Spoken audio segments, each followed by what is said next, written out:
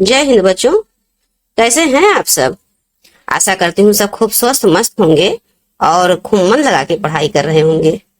तो आइए बच्चों, अब हम इस क्लास में परिवर्तन को पढ़ेंगे। ये जो आपका नौका विहार था बच्चों, वो हमने देखिए यहाँ पर दिखा देते हैं आपको। हमने कल की क्लास में नौका विहार को पढ़ा था और आइए अब इस क्लास में हम लोग परिवर्तन, इसी नौका विहार से ही संबंधित है, परिवर्तन को पढ़ेंगे।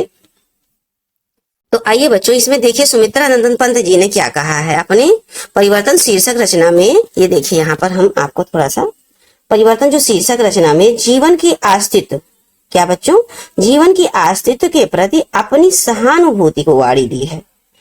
बच्चों, सहानुभूति को वाड़ी दी है इन्होंने। और ये आप जानते हैं कि ये छायावादी कवि हैं।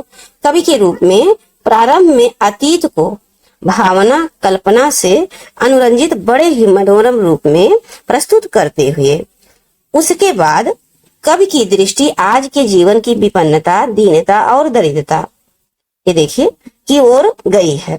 अतीत और वर्तमान में जो ये वैषम्य दृष्टिगत होता है बच्चों, उसे काल के प्रवाह में परिवर्तन के क्रम में घटित होते हुए दिखाकर उन्होंने परिवर्तनशीलता के प्रति अपने भावोद्गार प्रकट किए हैं, भावों के उद्गार को प्रकट किया है। वस्तुतः यह कहना चाहते हैं कि इस जगत में सब कुछ नाशवान है, अर्थात क्षणभंगुर है, कुछ ही समय के लिए है, सब कुछ बराबर बदलता ही रहता है। इसके माध्यम से यही संदेश है बच्चों। आइए हम इसको थोड़ा सा बड़ा करते हैं, फिर इसको हम लोग, आप लोग भी अपने पुस्तक ओपन कर लीजिए जिनके पास है और हमारे साथ अपने बुक को खोलिए। चलिए अब आप लोग हमारे साथ पढ़िए, जोर जोर से पढ़िए, पढ़ने से बिल्कुल भी संकोच मत करिए। कहाँ आज वो पूर्ण पुरातन, वो स्वर्ण का काल, भूतियों का दिगंत छबिजाल, भूतियों का दिगंत छबिजाल, ज्योति चुंबित जगती का भाल, ज्योति चुंबित जगती का भाल, राशि राशि विकसित वसुधा का वो यौवन विस्तार, स्वर्ण सी सुषमा जब साभार, धरा पर करती थी अभिसार, धरा पर करती थी अभिसार। आगे आइए बच्चों, यहाँ पर देखिए, इसका थोड़ा सा भाग यहाँ पर है, ये यहाँ पर ये देखिए, तो यहाँ पर इसको हम थोड़ा सा छोटा करेंगे बच्चों। पर सोनों के शाश्वत श्रृंगार, ये देखिए बच्चों, एक बार हम आपको और बात रिमाइंड कर देना चाहते हैं, एक मिनट। ये देखिए जो श्रृंगार शब्द है ना, ये जो शब्द की शुद्धि में आ सकता है, ये आपका शुद्ध शब्द है। देखिए ये आपका शुद्ध शब्द है। ये देखिए हम आपको अपने लिख के दिखा देते हैं, आपको त्रुटि में आ सकता है। तो ये श्रृंगार, लेकिन बच्चे कुछ ये देखिए यहाँ पर लगा देते हैं, तो ये गलत है। ये शुद्ध शब्द है आपका श्रृंगार का, ये 1 नंबर का आ जाता है। इसको ध्यान रखिएगा, बहुत समय पर, बहुत हर कंपटीशन एग्जाम में भी ये काम आता है। आइए बच्चों, अब फिर हम आगे बढ़ते हैं। यहाँ पर फिर देखिए, पर सोनों के शाश्वत श्रृंगार, स्वर्ण भृंगों के गंध विहार, गूंज उठते थे बारंबार सृष्टि के प्रथमोद्गार, नग्न सुंदरता थी सुकुमार, रिद्धि और सिद्धि अपार, आए विश्व का स्वर्ण स्वप्न, संस्कृत का प्रथम प्रभात, कहाँ वो सत्य वेद विख्यात, दुरति दुख दैन नाथे जब ज्ञात, अपरिचित जरा मरण भ्रूपात, अपरिचित जरा मरण भ्रूपात। तो आइए बच्चों, इसके पहले अर्थों को देख लेते हैं थोड़ा सा। देखिए बच्चों, थोड़ा बहुत अर्थों को हम लोग समझते हुए चलते हैं। पुरातन का अर्थ आप तो जानते हैं, पुरातन का अर्थ पुराना होता है। अब यहाँ पर 2 अर्थ भी लिख सकते हैं। पुरातन का अर्थ प्राचीन भी होता है, पुराना भी होता है, लेकिन यहाँ पर क्या होगा, पूर्ण पुरातन लिखा है ना बच्चों, तो इसका अर्थ हो जाएगा वैभवपूर्ण अतीत, मतलब पुराना समय। अतीत अर्थात पुराना समय ही हो गया दूसरे शब्दों में। अब आता है बच्चों स्वर्ण का काल। देखिए स्वर्ण का काल, तो इसका अर्थ होता है स्वर्ण युग, वैभवपूर्ण समय, मतलब स्वर्ण युग, जब वो युग जब वो मतलब बहुत ही सुख संपदा उस समय थी। अब यहाँ पर देखिए बच्चों भूतियों, देखिए भूतियों का क्या अर्थ होता है, तो ये यहाँ पर होता है वैभव या ऐश्वर्य, यहाँ पर भी वही अर्थ होता है भूतियों अर्थात वैभव और ऐश्वर्य की बात हो रही है। दिगंत का अर्थ ये बच्चों देखिए, दिगंत अर्थात दिक प्लस अंत, दिक मतलब दिशा होता और अंत मतलब अंत होता, तो दिशाओं का अंत, दिगंत मतलब दिशाओं का अंत। छवि जाल ऐश्वर्य का फैल, ये देखिए यहाँ पर लिखा है, ये सर्कल कर दे रहे हैं, चीजें थोड़ा अलग हो जाएं। छवि जाल का अर्थ होता है बच्चों ऐश्वर्य का फैला हुआ जाल, ऐश्वर्य का फैला हुआ क्या है जाल। अब यहाँ पर देखिए बच्चों ज्योति चुंबित, ज्योति चुंबित मतलब प्रकाश से परिपूर्ण, रोशनी से परिपूर्ण, और या फिर कह सकते हैं जगमगाता हुआ, जगमगाता हुआ। और यहाँ जगती का अर्थ होता है बच्चों पृथ्वी से है, जगती का अर्थ पृथ्वी है, और ये भार का अर्थ आप जानते होंगे मस्तक कहते हैं। राशि राशि, यहाँ पर देखिए राशि राशि, राशि राशि का अर्थ होता है बच्चों कण कण, बूंद बूंद, थोड़ा थोड़ा। वसुधा मतलब आप जानते हैं धरती, और जगती मतलब भी धरती, ये सब जगती वसुधा ये सब पृथ्वी के पर्यायवाची, इसको आप याद करते चलिए, जगती वसुधा पृथ्वी वसुंधरा। सुषमा, सुषमा का अर्थ क्या होगा बच्चों शोभा, यहाँ पर देखिए नीचे सर्कल है, सुषमा शोभा, आभार मतलब साभार, यहाँ पर देखिए साभार मतलब सा प्लस आभार मतलब आभार के साथ या आभार सहित। और बच्चों ये भी देखिए यहाँ पर अभिसार का अर्थ मिलन से है, क्या है अभिसार का अर्थ मिलन से है। पहले हम इतने के अर्थ को समझ लेते हैं, पहले हम यहाँ तक के अर्थ को समझ लेते हैं, फिर आगे बढ़ते हैं बच्चों। यहाँ पर देखिए कवि क्या कहना चाहते हैं। सबसे पहले तो आपको हमने पहले ही बता दिया कि वैभव और समृद्धि से परिपूर्ण प्राचीन युग का स्मरण करने के लिए कवि ने वर्णन किया है, प्राकृतिक वर्णन किया है। कैसे वर्णन है, ये वैभव और समृद्धि से जो परिपूर्ण थे हमारे प्राचीन युग, पहले के युग, पुरातन समय को इन्होंने वर्णित किया है। और फिर आगे परिवर्तन की निरंतर गतिशीलता की ओर संकेत करते हैं, मतलब कि अब वर्तमान में कितना परिवर्तन हो गया है, इसको कवि ने बताया है कि समय के अनुसार देश में भौगोलिक रूप से, ऐतिहासिक रूप से, सामाजिक रूप से, सांस्कृतिक रूप से और राजनीतिक क्षेत्र में कितने सारे क्रांति और परिवर्तन हुए हैं। इस पंक्ति के इस मतलब पद्य के माध्यम से बच्चों ये बहुत अच्छा संदेश दिया है कवि ने। आइए इसके भावों को हम समझते हैं। कहाँ आज वो पूर्ण पुरातन, वो सुवर्ण का काल, भूतियों का दिगंत छविजाल, ज्योति चुंबित जगती का भाल, ज्योति चुंबित जगती का भाल। देखिए बच्चों समृद्ध, कवि कहते हैं कि समृद्ध और वैभव से परिपूर्ण हमारा वो प्राचीन युग, हमारे इतिहास का स्वर्ण काल कहाँ विलीन हो गया, कहाँ गायब हो गया।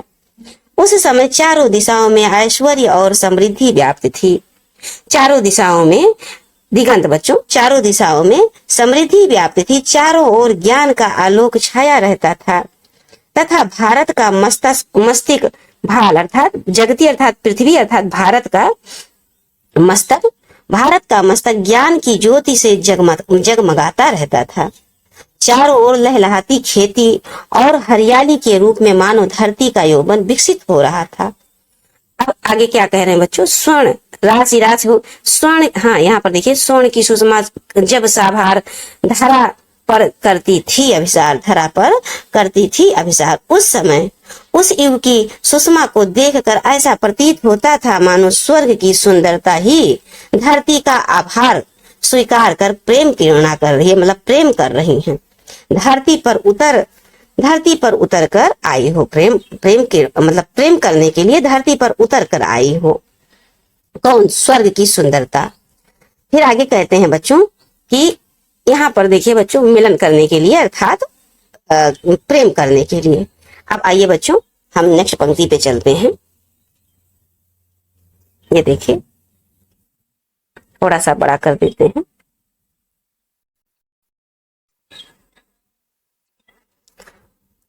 यहाँ पर देखिए बच्चों, पर सोनों के शाश्वत श्रृंगार निरंतर कभी ना समाप्त होने वाले, स्वर्ण भृंगों के गंध विहार गूंज उठे थे बारंबार, गूंज उठे थे बारंबार। सृष्टि के प्रथमों उद्गार, सृष्टि के प्रथमों उद्गार। नग्न सुंदरता थी सुकुमार, रिद्धि और सिद्धि अपार, रिद्धि और सिद्धि अपार। यहाँ तक समझते हैं बच्चों। यहाँ पर कह रहे हैं कि निरंतर खिलते रहने वाले अनेक प्रकार के पुष्प धरती का श्रृंगार करते रहते थे, जिनकी गंध से मत वाले सुनहले और भौरे उन पर मंडराते हुए गूंजते रहते थे। उन पर ये देखिए गूंज उठते थे बारंबार, मतलब गूंजते रहते थे। भंवरों की गुंजार ऐसी प्रतीत होती थी मानो सृष्टि अपने हृदय के प्रथम उद्गार को व्यक्त करती है, प्रथम भावना को व्यक्त कर रही है। फिर आगे कहते हैं कि उस समय चारों ओर छाया हुआ उन्मुक्त सौंदर्य सुकुमार, उस सुकुमार सौंदर्य को छिपाने की भावना भी नहीं थी। उस जो सुकुमार सौंदर्य थी उसमें कुछ छिपाने की भावना, अर्थात बच्चों हम उस समय के व्यक्तियों में कोई चीज छल कपट नहीं था, कोई चीज छिपाने की भावना नहीं थी। चारों ओर अपार वैभव समृद्धि छाई रहती थी। ऐसा वो युग विश्व के स्वर्णिम स्वप्न के समान मनोरम और सृष्टि का प्रथम प्रभात हुआ करता था। बच्चों ये देखिए प्रथम प्रभात, यहाँ पर कहाँ वो सत्य वेद विख्यात दुरति दुख दैन नाथे जब ज्ञात, और अपरिचित जरा मरण भ्रू पात, अपरिचित जरा मरण भ्रू पात। अब यहाँ से अर्थों को समझते हैं बच्चों। आगे कह रहे हैं कि चारों ओर अपार वैभव और समृद्धि छाई रहती थी। जिस प्रकार प्रभात जागृत नवजीवन उल्लास सौंदर्य तथा उत्साह का प्रतीक होता है, उसी प्रकार प्राचीन जो युग था, प्राचीन युग भी इन्हीं समस्त गुणों और विशेषताओं के परिपूर्ण था। मतलब इसी विशेषताओं से प्राचीन युग भी परिपूर्ण था। किस विशेषताओं से? उनमें जागृति थी, नवजीवन था, उल्लास थी, प्रसन्नता थी, सौंदर्य था, उत्साह, साहस था। इस प्रकार के मतलब विशेषता प्राचीन युगों में पाया जाता था। आगे फिर कवि कहते हैं कि उस समय उस स्वर्ण युग को याद करते हुए पूछता है कि आज जीवन का वो सत्य कहाँ गया। देखिए कहाँ वो सत्य, वेद विख्यात वो सत्य कहाँ गया। जीवन को सहजता के साथ स्वीकार करने का उपदेश देने वाले वह विश्व विख्यात वेद कहाँ लुप्त हो गए। ये वो युग था जब मानव को पाप, दुख, दीनता और गरीबी, देखिए बच्चों दुरति, पाप, दुख, दीनता, दैन अर्थात दीनता एवं गरीबी का सामना नहीं करना पड़ता था। मतलब उनको ज्ञात ही नहीं था, ना थे ज्ञात, का सामना नहीं करना पड़ता था। अर्थात उनको ये सब की कोई जानकारी नहीं थी कि दुख किसे कहते हैं। मतलब पूर्ण रूप से वैभव संपन्न थे सब लोग, तो दुख, दीनता ये सब नहीं जानते थे। फिर आगे कभी कहते हैं कि उस युग में मानव वृद्धावस्था और मृत्यु की विभीषिकाओं से पूर्णतः अपरिचित था।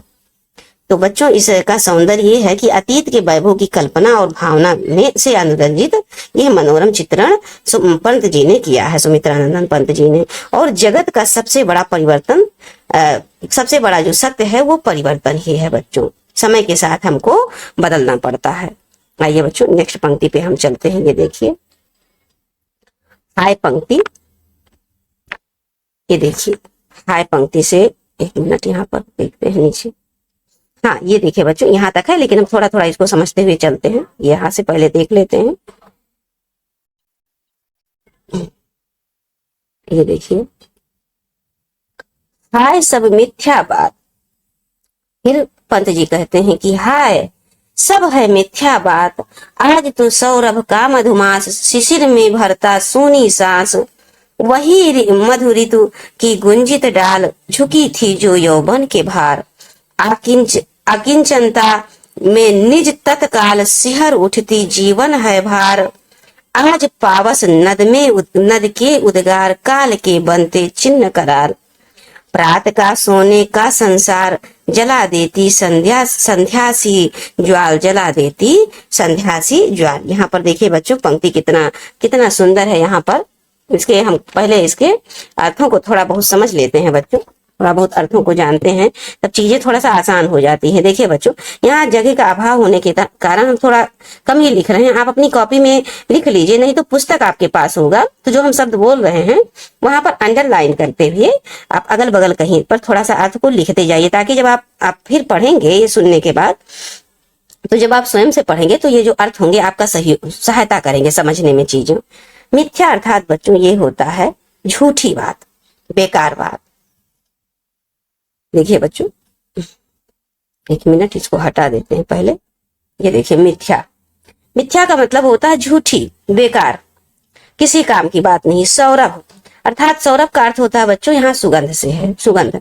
मधुमास आप तो जानते हैं, मधुमास किसे कहते हैं? बसंत का जो महीना होता है इसको मधुमास कहते हैं। और शिशिर कब होता है, किसे कहते हैं? जाड़ा, मतलब ठिठुरतापन कब होता है? ठिठुरना जाड़े में होता है। और मधुर ऋतु वो भी बसंत को ही कहते हैं, ये देखिए मधुर ऋतु बसंत को ही कहते हैं। गुंजित, ये देखिए गुंजन से परिपूर्ण हो, कैसा हो? गुंजन से परिपूर्ण हो। यौवन, यौवन मतलब जवानी। अकिंचनता अर्थात निर्धनता, निर्धनता। अकिंचनता क्या मतलब बेटा? निर्धनता। और निज मतलब स्वयं से होता है, स्वयं, अपना, तत्काल, उसी, ठीक उसी समय, उसी समय। एक एक अर्थ को हम कोशिश करेंगे बताने का बच्चों। सिहर उठती थी अर्थात कांप उठती थी। पावस नद अर्थात बच्चों ये देखिए यहाँ पर पावस नद है ना, तो बरसाती नदी। पावस, पावस मतलब बरसात होता है, नद अर्थात नदी, तो बरसात से भरी हुई नदी। उद्गार मतलब उमड़ना होता है बेटा। कराल, ये देखिए कराल मतलब कठोर, भयंकर। प्रातः मतलब प्रात अर्थात आप जानते हैं प्रातः काल को कहते हैं प्रात, ये तद्भव भाषा हो गया। प्रातः काल आपका तत्सम शब्द हो गया। और उसके बाद ज्वाल का अर्थ तो आप जानते हैं कि ज्वाल का अर्थ ज्वाला से है। तो आइए बच्चों अब हम यहाँ तक के अर्थ को पहले समझ लेते हैं। देखिए यहाँ पर कवि क्या कहते हैं कि क्या अतीत के वे सब दृश्य झूठे थे? क्वेश्चन इनके मन में उठ रहा है। हाय सब मिथ्या बात। क्या कवि कहते हैं कि क्या अतीत के वे सब दृश्य जो थे सब क्या झूठे थे? आज की स्थिति को देखकर ये विश्वास ही नहीं होता कि कभी ऐसा भी दिन था जो पूरी तरह सुख संपन्न थे सभी लोग। कहीं चिंता दुख दैन्यता थी ही नहीं। कभी मानो इतना, कहते हैं कि कभी मानो इतना सुखी और संतुष्ट हुआ करता था। उन बातों को याद करके अब तो ऐसा लगता है, यहाँ पर शिशिर में भरता सूनी सांस, तो ऐसा लगता है जैसे सुगंध से भरा हुआ बसंत शिशिर ऋतु में परिवर्तित हो गया। अर्थात जो बसंत ऋतु था, जो सुगंध से भरा हुआ था, वो जाड़े के शिशिर ऋतु में बदल गया है, ऐसा लगता है आज के समय को देखकर। निर्जनता में गहरी सांसें भर रहा है। सूनी सांस अर्थात निर्जन, मतलब जैसे बहुत भीड़ होते हुए भी व्यक्ति अपने आप को अकेला महसूस कर रहा है। अर्थात बसंत के समान सुखद जीवन शिशिर के समान सूने और दुखी जीवन में बदल गया हो, ऐसा महसूस होता है। फिर आगे कहते हैं, ये देखिए वही मधुर ऋतु की गुंजित डाल, तो मतलब बसंत ऋतु में भ्रमर समूहों में गुंजायमान वृक्षों की शाखाएं, गुंजित डाल अर्थात शाखाएं, गुंजायमान शाखाएं बच्चों, जो अपने नव विकसित यौवन के भार से झुकी रहती थी। ये देखिए झुकी थी जो यौवन के भार, मतलब जो अपने नव विकसित यौवन के भार से झुकी रहती थी, आज अपनी निर्धनता को देखकर सिहर उठती हैं। अकिंचनता में निज तत्काल आज अपनी निर्धनता को देखकर सिहर उठती हैं और सोचने लगती हैं कि अब तो यह जीवन भार बन गया है। ये सिहर उठती जीवन भार, सोचती हैं कि अब यह जीवन कैसा हो गया, अब यह जीवन तो भार बन गया है। फिर आगे कवि ने यह स्पष्ट किया कि समय परिवर्तनशील है, बता रहे हैं, समझा रहे हैं कि देखिए ये जो समय है ये परिवर्तनशील है। देखिए कल प्राचीन समय में कैसा था और अब आज कैसा है, इसका मतलब पर समय जो है परिवर्तनशील है। आज जो नदी वर्षाकालीन तीव्रता को प्रकट कर रही है, ये देखिए आज पावस नद के उद्गार अर्थात तीव्रता कालीन जो वर्षा से भरी हुई नदी है वो प्रकट कर रही है और अपनी बाढ़ में सब कुछ बहाए ले जा रही है। और वर्षा ऋतु बीत जाने पर वही नदी जलहीन हो जाती है, जलहीन होकर पतली सी धारा बनकर रह जाती है और काल का चक्र उसके तल में रेत झाड़ झंखाड़ आदि के रूप में प्रलय के चिन्ह मात्र छोड़ जाता है।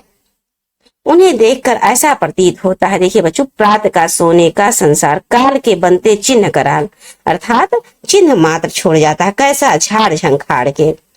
फिर आगे कहते जला देती संध्या सी ज्वाल, उन्हें देखकर ऐसा प्रतीत होता है कि कभी वह सूखी नदी भी उमड़कर बाढ़ के रूप में चारों ओर प्रलय ढाती हुई चढ़ी होगी क्या, अर्थात कभी क्या ये नदी कभी बाढ़ लाई होगी क्या, सबको सब सर्वनाश कर दिया होगा बाढ़ लाके, क्या ऐसा सूख जाने के बाद क्या ऐसा प्रतीत होता है। ठीक उसी प्रकार वर्तमान को देखते हुए प्रतीत ही नहीं होता कि प्राचीन समय में इतनी सुख संपत्ति वैभव संपन्न लोग रहते थे। फिर आगे देखिए बच्चों,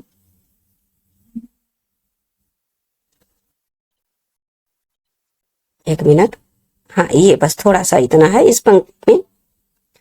अखिल नव यौवन के रंग उभार, हड्डियों के हिलते कंकाल, कचों के चिकने काले व्याल, केंचुली कांस सिवार, गूंजते हैं सबके दिन चार, सभी फिर हाहाकार और सभी फिर हाहाकार। फिर आगे कवि कहते हैं बच्चों कि समय की जो परिवर्तनशीलता है उसका उदाहरण देते हुए कहते हैं कि सदैव सुखों को दुखों में बदलते रहना है। परिवर्तन का नाम ही है कि अगर आपको सुख है तो एक दिन दुख आएगा, और आज दुख है तो चिंता ना करें, सुख में परिवर्तित अवश्य होगा, क्योंकि समय क्या है, परिवर्तनशील है। उदाहरण के लिए समझ लीजिए बच्चों, कह रहे हैं यहाँ पर देखिए, कहते नहीं है कि जला देती संध्या सी ज्वाल, प्रभात होने पर सूर्य की जो स्वर्णिम किरणों से भरकर पूरा संसार जो सुनहला रूप धारण कर लेता है, किंतु वही दिन बीत जाने पर संध्या की ज्वाला मतलब लाल रोशनी हो जाती है, जो शाम की रोशनी होती है उसे जलाकर भस्म कर देती है। आइए बच्चों आगे ये देखिए, अखिल यौवन के रंग उभार। आगे फिर कवि कहते हैं कि नर नारियों के जो मांसल और शरीर आज यौवन के संपूर्ण रंगों और उभारों के कारण अत्यंत आकर्षक अब यहाँ सुंदरता का वर्णन कर रहे हैं बच्चों कि मानव सुंदरता का वर्णन कर रहे हैं। कह रहे हैं कि जो मानव हैं, मनुष्य हैं, नारियां हैं, उनको जो उनका जो आज सुंदरता है, यौवन है, जो सभी प्रकार से आकर्षक दिख रहे हैं, ये एक दिन वृद्धावस्था आ जाने पर वही हड्डियों के कंकाल जैसे कैसे दिखने लगेंगे। समझ में आ रहा है बच्चों?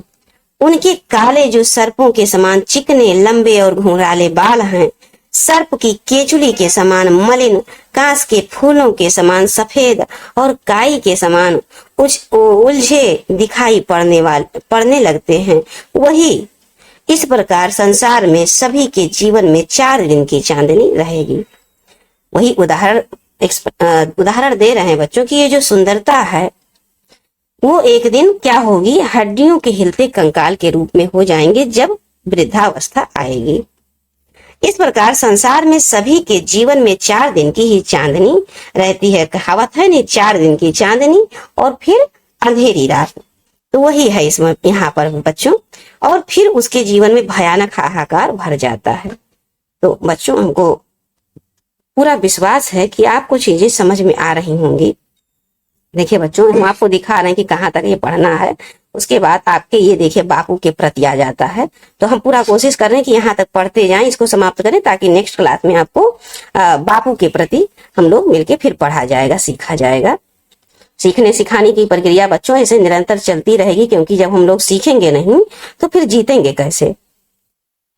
तो आइए बच्चों ये देखिए, अब आज बचपन का कोमल गात, देखिए आज बचपन का कोमल गात, आज बचपन का कोमल गात, जरा का पीला पात, 4 दिन सुखद चांदनी रात, और फिर अंधकार अज्ञात, और फिर अंधकार अज्ञात। शिशिर सा झर नयनों का नीर, झुलस देता गालों के फूल, प्रणय का चुंबन छोड़ अधीर, अधर जाते अधरों को भूल, मृदुल होठों का हिम जलहास, उड़ जाता निश्वास समीर, उड़ जाता निश्वास समीर।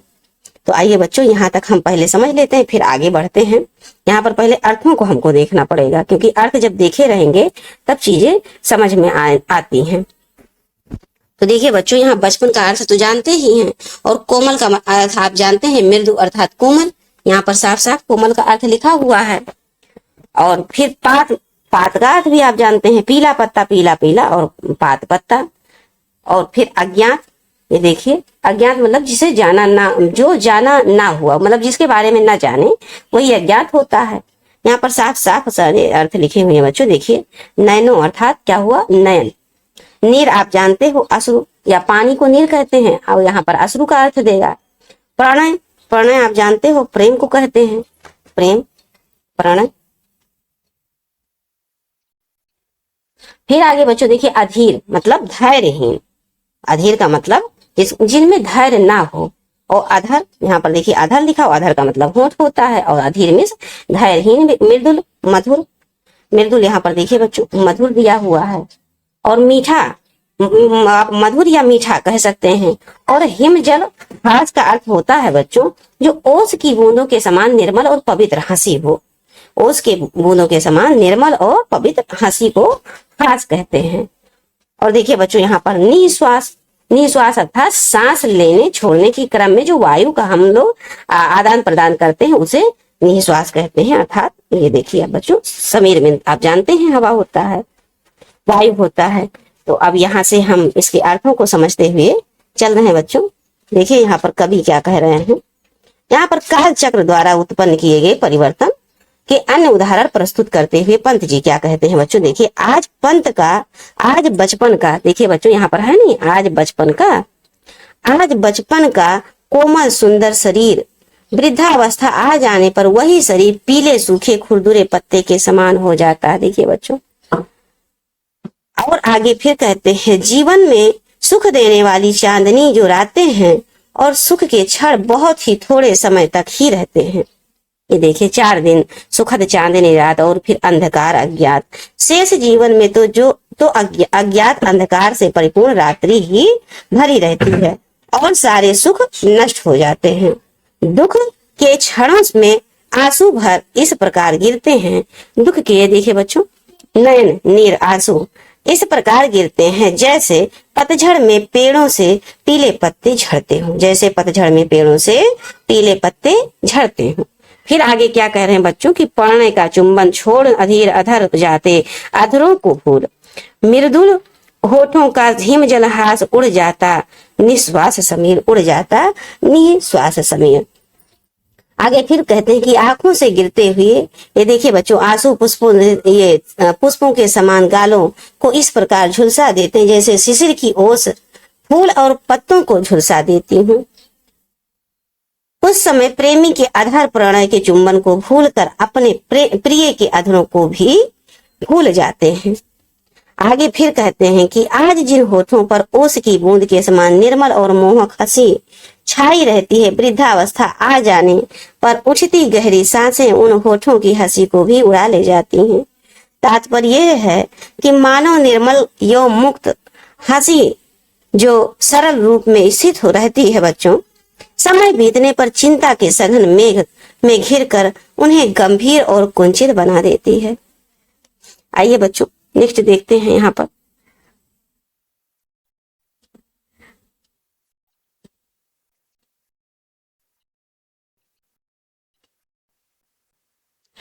ये देखिए बच्चों सरल भवों का सरदा काश घेर लेते घन घिर गंभीर शून्य सांसों का विधुर वियोग छुड़ाता अधर मधुर संयोग मिलन के पल केवल 2-4 विरह के कल्प अपार, मिलन के पल केवल 2-4 और विरह के कल्प अपार।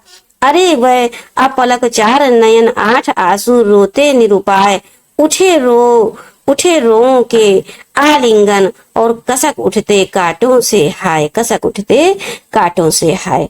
आइए बच्चों इसके भाव को समझते हैं। कह रहे हैं कि यहाँ पर भावें जो चिंताओं के कारण सिकुड़ी बनी रहती हैं उनकी सरलता नष्ट हो जाती है। संयोग के समय प्रियतमा के जो अधर आपस में जुड़ जाते हैं अथवा चुंबन से आबद्ध हो जाते हैं, विशोह हो जाने पर वही अधर वियोग के दुख से कातर हो गहरी सांसें भरते रहते हैं। इस संसार में मिलन के क्षण केवल 2-4 होते हैं बच्चों, परंतु जो विरह का क्षण होता है वो असंख्य कल्पों के समान बहुत लंबा हो जाता है। अर्थात जीवन के सुख के क्षण बहुत ही कम लगते हैं, लेकिन अधिकांश जो जीवन के दुख हैं वो दुख को भोगते रहना पड़ता है। अर्थात बहुत लंबे समय तक दुख को भोगते रहना पड़ता है। आइए बच्चों अब हम नेक्स्ट यहाँ पर देखिए बच्चों जो काव्य सौंदर्य है परिवर्तन की शक्ति का वर्णन बता रहा है बच्चों कि परिवर्तन में कितनी शक्ति है। शुद्ध परिष्कृत खड़ी बोली इसमें है, रूपक उपमा और अनुप्रास कई अलंकार इसमें हैं बच्चों। तो आइए अब यहाँ पर नेक्स्ट पंक्ति में चलते हैं। देखिए यहाँ पर देखिए अरे वे अपलक 4 नयन 8 आंसू रोते निरुपाय। 1 मिनट बच्चों थोड़ा सा इसको ऊपर करते हैं। नेक्स्ट अरे वह अपलक चार नयन आठ आंसू रोते निरुपाय, उठे रों के आलिंगन कसक उठते कांटों से हाय, कसक उठते कांटों से हाय। तो इसके भावों को समझते हैं पंत जी। यहाँ पर प्रिय विरह के कारण उत्पन्न जो दुख होता है व्यक्ति की आंखों में, वही व्यक्त कर रहे हैं बच्चों। कह रहे हैं कि अपने प्रिय मिलन के कारण जो दुख मतलब विरह जो होता है, उससे जो हमारी आंखें होती हैं पथरा सी जाती हैं। वो बिना पलक झपकाए अपने प्रिय की यादों में खोए रहते हैं और फूट फूट कर रोया करते हैं। उस समय वो पूरी तरह से असहाय होते हैं। उस समय निरुपाय अर्थात बच्चों असहाय, उसे अपने दुख से पार पाने का कोई भी उपाय दृष्टिगत नहीं होता है। फिर आगे कहते हैं बच्चों कि अपनी विवशता, असहायता और एकाकीपन के कारण जीवन में आगे आने वाले दुखों की कल्पना करके व्यक्ति सिहर उठता है और भय से उसके शरीर का एक एक रोम उसे उठ खड़ा होता है, मानो वह रोम एक दूसरे का आलिंगन करने के लिए उठ खड़े हुए हों।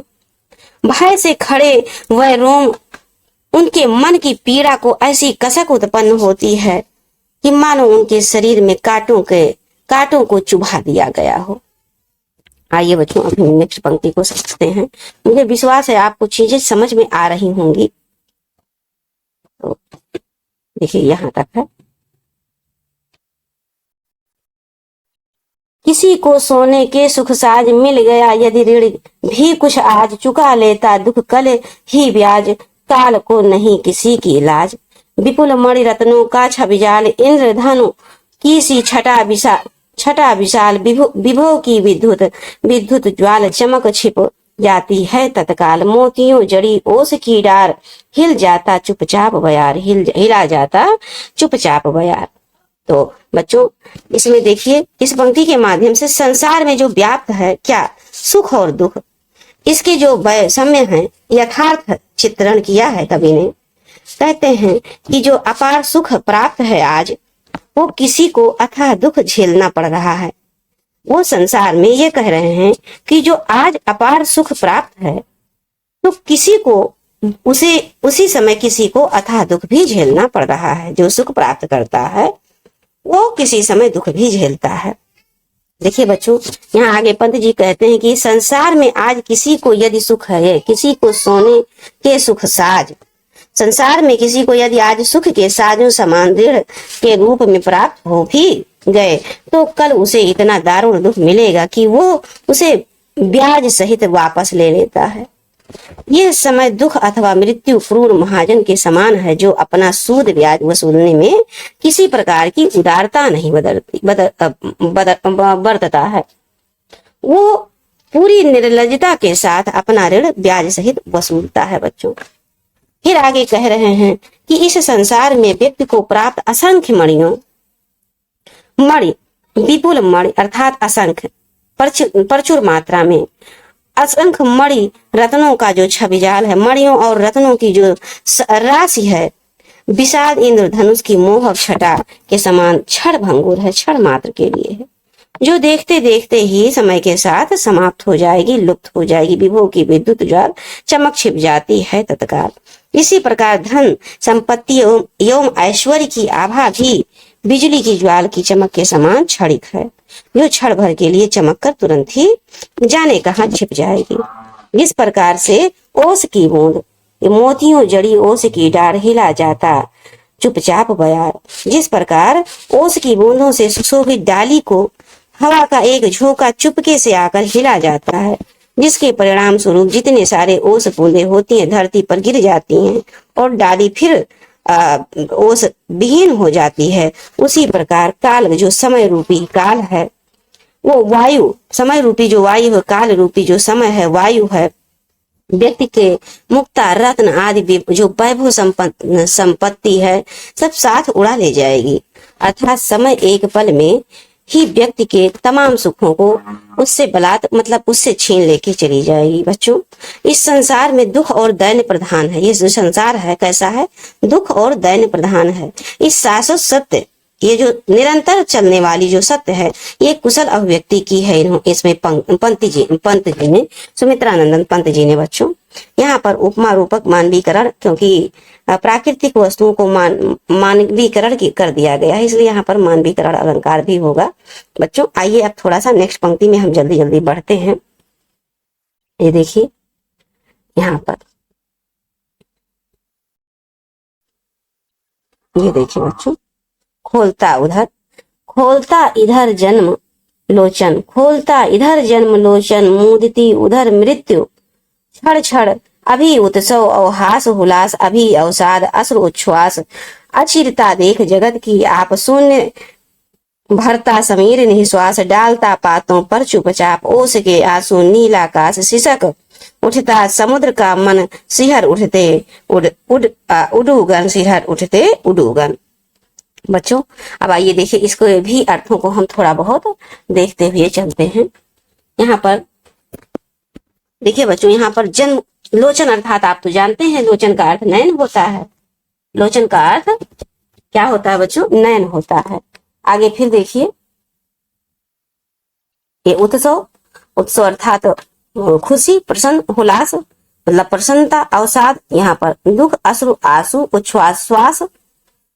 इस प्रकार से देख जगत की आप, अचिरता देख जगत की आप, शून्य भरता निःश्वास, समीर अर्थात वायु बच्चों, चुपचाप, आंसू, नीला आकाश मतलब नीला आकाश, शीशक मतलब शीशक कर, समुद्र का मन मतलब समुद्र का मन, सिहर उठते उडूगन, सिहर उठते उडूगन।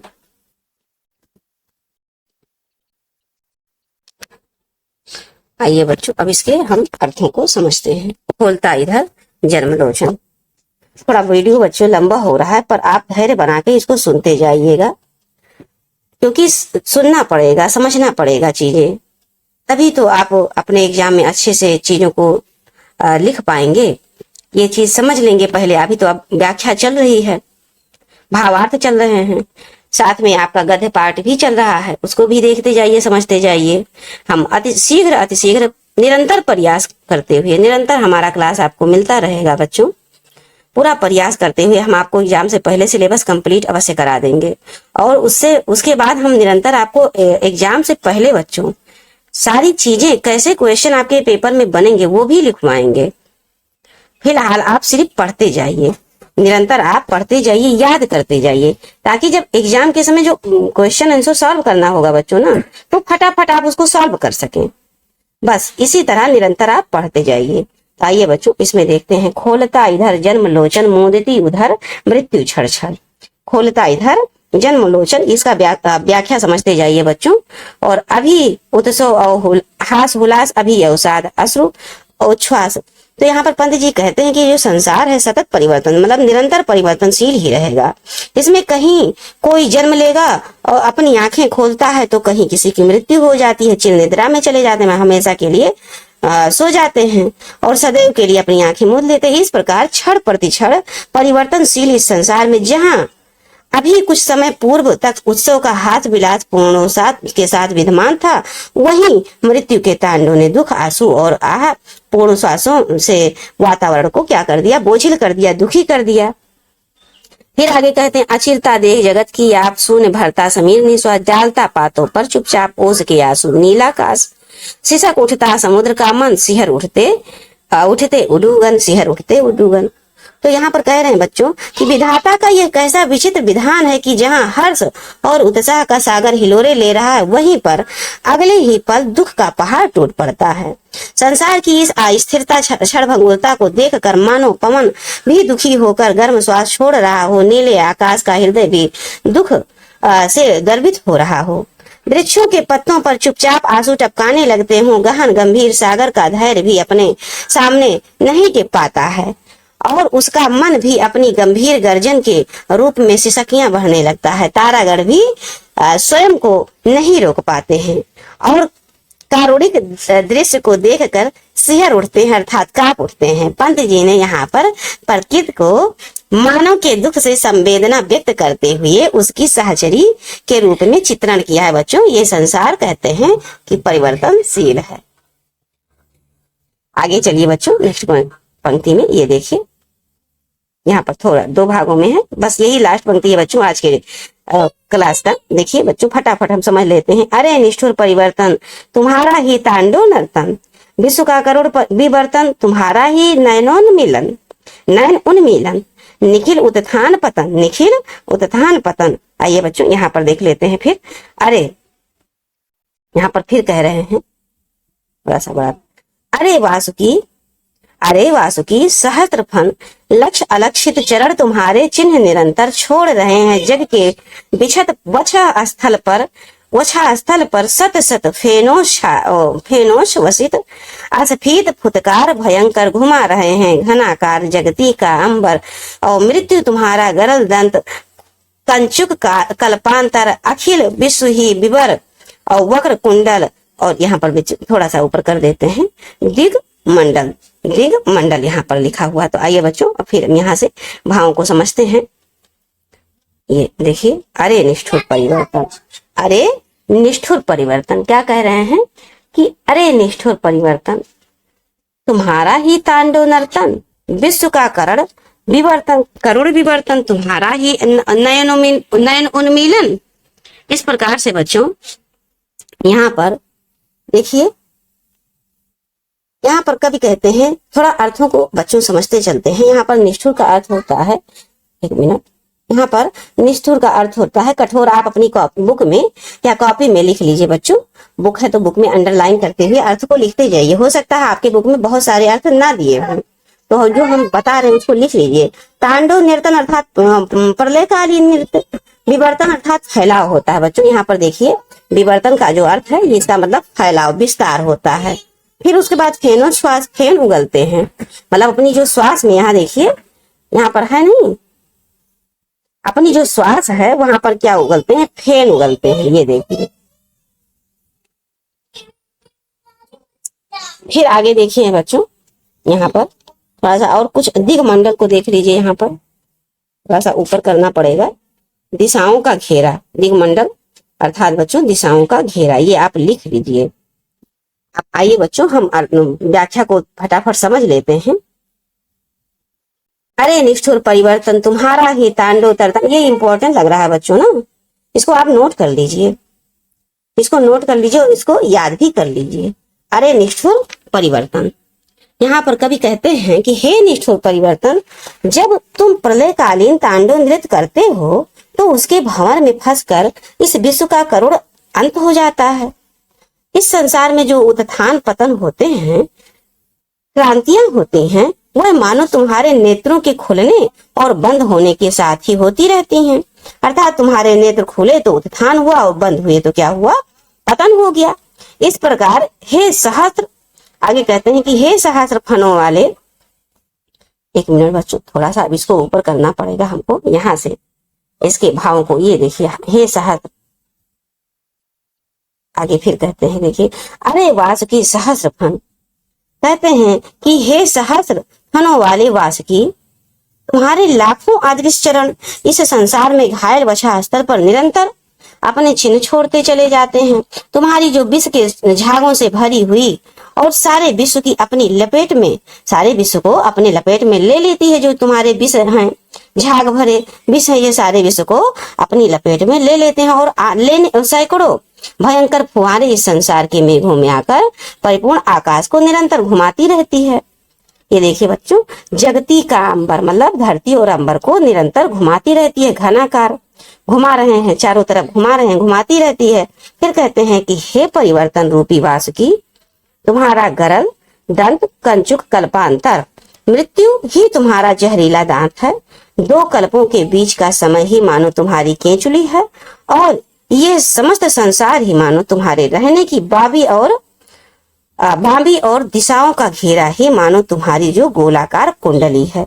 तो बच्चों इसमें भावार्थ क्या आप देख पा रहे हैं कि परिवर्तन को वासुकी के मतलब वासुकी अर्थात नागराज वासुकी के रूप में प्रस्तुत कर रहे हैं यहाँ पर कवि, और उसका भयंकर रूप चित्रित कर रहे हैं। देख रहे हैं ना, या यहाँ पर घनाकार जगती अंबर फेनो उच्छ्वास भयंकर, ये देख रहे हैं बच्चों, ये सब मृत्यु तुम्हारा गरल दांत इस प्रकार से बच्चों अब इसमें इससे संबंधित हम क्वेश्चन नेक्स्ट क्लास में, पहले ये पार्ट 3 हो जाएगा बच्चों। देखिए ये भी थोड़ा सा लॉन्ग है, अब ये वीडियो लंबा हो जाएगा, नहीं तो इसी क्लास में हम इसको आपको पढ़ाते। तो ये देखिए बच्चों, देख लीजिए, हम इसको नेक्स्ट क्लास में पढ़ेंगे अच्छे से, भाव में संभाव को समझते हुए, भाव में उतरते हुए चीजों को हम समझेंगे बच्चों। तो आइए अभी इस वीडियो को हम यहीं पर समाप्त करते हैं। वीडियो समझ में आए, आपको लगे कि मैम का जो ये प्रयास है, अच्छा प्रयास कर रही हैं, शुरुआत की है इसलिए कोशिश अच्छा कर रही हैं, तो आप वीडियो को लाइक करें बच्चों, और अपनी बातों को कमेंट के माध्यम से कहें, क्योंकि जब आप बताएंगे तो हमको भी ये ज्ञात होगा कि हाँ बच्चे किस हद तक समझ पा रहे हैं, कहाँ उनको कमी हो रही है। तो आने वाले क्लासेज में हम और चीजों को इम्प्रूव करते हुए आपको बहुत अच्छे, क्योंकि हम आपके लिए पढ़ा रहे हैं तो आपको समझ में आना चाहिए, ये हमारा उद्देश्य है बच्चों। तो इसलिए आप कमेंट भी करें, और ये जो हमारा चैनल है बच्चों लक्ष्य हिंदी क्लासेज, इसको सब्सक्राइब कर लीजिए, निरंतर आपको वीडियोज मिलते रहेंगे। तो आइए बच्चों, इन वाक्यों के साथ हम वीडियो को समाप्त करते हैं। जय हिंद बच्चों।